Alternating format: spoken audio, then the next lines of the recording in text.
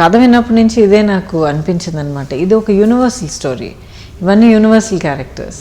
ఏ language అయినా, ఏ state అయినా, ఏ financial status అయినా కూడా మనిషి అన్న తర్వాత కొన్ని ఎమోషన్స్ ఉంటాయి, అవి కామన్గా ఉంటాయి. తల్లి అంటే ఒక రకమైన ఎమోషన్స్ ఉంటాయి, ఒక తండ్రి అయినా లేకపోతే ఉద్యోగంకి వెళ్ళే ఒక వ్యక్తి అయినా, పిల్లలైనా, ఎవరైనా, there is always certain uniformity to that. And అది బాగా పలికిందండి దీంట్లో. మంచి పర్ఫార్మెన్సెస్ అంత చక్కగా తీయడం వల్ల ఇవన్నీ ఇంగ్రీడియంట్స్ కరెక్ట్గా సెట్ అవడంతో ఆ భావన కరెక్ట్ బాగా పలికింది. గాయత్రి క్యారెక్టర్ చెప్పిన వెంటనే ఎక్కడో నాలో దిగిందనమాట. ఎందుకంటే గాయత్రిలో ఉన్న చాలా విషయాలు ఆల్రెడీ నాలో ఉన్నాయి. ఎందుకంటే నేను how I think about my daughter, how important home is to me, ఈ for my daughter and for home what I have sacrifice అన్నమాట వద్దు, ఎందుకంటే దీంట్లో త్యాగం ఏం లేదు.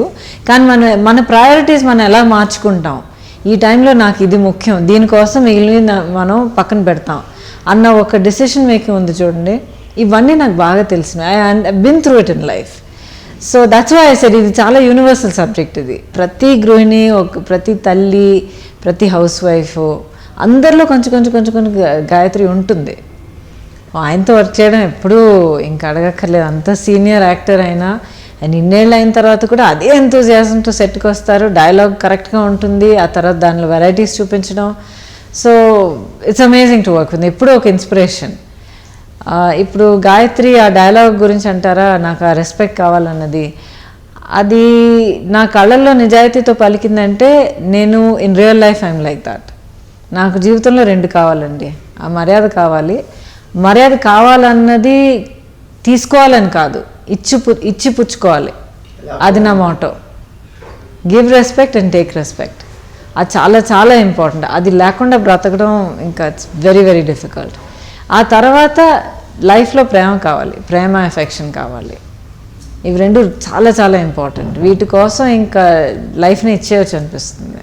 పాపనాశం రిలీజ్ అయిన ఆల్మోస్ట్ మోర్ దెన్ 6 months తర్వాత చందు గారు వచ్చి మీట్ అయ్యి చెప్పారనమాట. సో ఆయన అడిగాను, ఈ సినిమా చూసారంటే సారీ అండి ఇప్పుడు దాకా పాపనాశం చూడలేదన్నారు. సో కంప్లీట్లీ కోఇన్సిడెన్సే. ఆ తర్వాత సిమిలారిటీస్ ఉన్నాయి, ఒప్పుకుంటాను. Because same kind of middle class family and ఒక loving affectionate kind of mother, అంటే పిల్లల కోసం ఏమైనా చేసే పాటి ధైర్యం ఉన్న ఒక తల్లి, అదంతా ఓకే.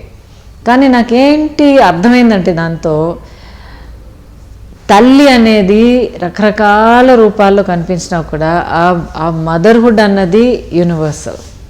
చూపించే విధాలు రకరకాలు ఉంటాయి, తను మాట్లాడే విధాలు రకరకంగా ఉంటాయి, వేరు వేరు రూపాల్లో కనిపిస్తుంది. But mother is a mother. So అక్కడే మీకు సిమిలారిటీ కనిపిస్తుంది తప్ప, బట్ ఇట్స్ డిఫరెంట్ ఫేసెస్. ఒక క్యారెక్టర్ మీరు చేయడం వల్ల మీ గురించి మేము ఇలాగ అనుకుంటున్నాం, మిమ్మల్ని ఇలా అభిమానిస్తున్నాం అన్న ఒక మాట వస్తే అంతకన్నా ఏం కావాలి. అసలు నేను నా లైఫ్, నా స్టడీస్, నేను అనుకున్న కెరియర్, లైఫ్ ప్లాన్ అంతా వదిలేసుకునే ఇండస్ట్రీకి లోపలికి వచ్చానంటే దానికి కారణం ఇదే. ఒక మనీ కానీ వాట్ ఎవర్ ఇట్ ఈస్, అది you can earn it wherever. If you work hard enough you can earn it in many different fields. కానీ ఈ ఫీల్డ్ పర్టికులర్గా నేను ఎన్నుకున్నది ఏంటంటే ఈ ఫీల్డ్ మీద, ఈ క్రాఫ్ట్ మీద ఉన్న ప్రేమ, ఆ తర్వాత అభిమానం పొందాలన్న ఒక తాపత్రయం. నాకు దొరుకుతున్న రెస్పాన్స్ చూస్తుంటే నాకు కళ్ళంప నీళ్ళు వస్తున్నాయి అప్పుడప్పుడు. అంత ఆప్యాయతగా, అంత ప్రేమతో పలకరిస్తున్నారండి అందరూ. అండ్ ఇన్నేళ్ళుగా నేను స్క్రీన్లో వాళ్ళ ముందర రావడం వల్ల చాలామంది, ఓ మీ ఫస్ట్ పిక్చర్ నుంచి మేము మీతోనే ట్రావెల్ అవుతున్నాం, లేకపోతే మీ ఫస్ట్ పిక్చర్ నుంచి మా అమ్మ మీ పిక్చర్లు అన్నీ నాకు చూపించాం, మేము ఇద్దరం కూర్చొని చూసేవాళ్ళం, ఇలా చెప్తున్నప్పుడు పిల్లలు పెద్దలు అందరూ చెప్తున్నప్పుడు that is my privilege, that is my real earning in this life. ప్రతి ఒక్కళ్ళు సినిమా గురించి మాట్లాడుతున్నారంటే ultimately captain of the ship is the director. అది ఏ రెస్పెక్ట్ అయినా, ఏ క్రెడిట్ అయినా అల్టిమేట్గా ఆయనకు చెందుతుంది. ఎందుకంటే 10 క్యారెక్టర్ ఉన్నప్పుడు ఒక్కొక్క క్యారెక్టర్ ఒక్కొక్క ఆర్టిస్ట్కి అప్పచెప్పాను, ఓకే, ఒక్కొక్క ఆర్టిస్ట్ బాగా చేసుకుని వెళ్ళిపోయారు, ఫైన్. అది మొత్తం ఒక టోటాలిటీలో ఒక్క స్క్రీన్ ప్లేలో తీసుకొచ్చి ఒక కథగా చెప్పి దాన్ని అల్లి చూపించడం అనేది డైరెక్టర్ తాలూకా ఇది కదండి, బాధ్యత ఒకటే కాదు, ఆయన కెపాసిటీ అది. ఇది ఒక బిగినింగ్ అని అనిపిస్తుంది నాకు, ఎందుకంటే this is just the starting.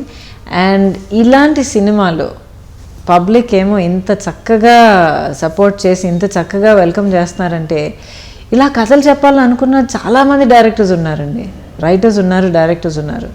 So వాళ్ళకి ఆ ధైర్యం వస్తుంది. ఇలా బ్యాకప్ చేయాలన్న ధైర్యం ప్రొడ్యూసర్స్కి వస్తుంది. ఎందుకంటే ఎంత అద్భుతమైన కథ పెట్టుకుని తిరిగినా కూడా ప్రొడ్యూసర్ లేకపోతే ఏం జరగదు అక్కడ. So producers become Brave because of that. So తప్పకుండా సాయి గారికి, సాయి కొరపాటి గారికి మనం తప్పకుండా హ్యాట్స్ ఆఫ్ చెప్పాలి.